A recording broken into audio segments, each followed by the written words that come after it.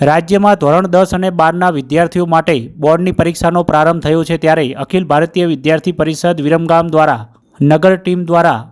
વિવિધ શાળાઓમાં પેન તથા સાકર વડે મોઢું મીઠું કરાવીને શુભેચ્છા પાઠવવામાં આવી હતી। વિરમગામ શહેરના આનંદ પ્રાથમિક શાળા, દિવ્યજ્યોત શાળા, શેઠ હેમજી હાઈસ્કૂલ અને કેબીસા વિનય મંદિર શાળામાં પ્રદેશ કારોબારી સદસ્ય કુશાલભાઈ શાહ તથા નગર અધ્યક્ષ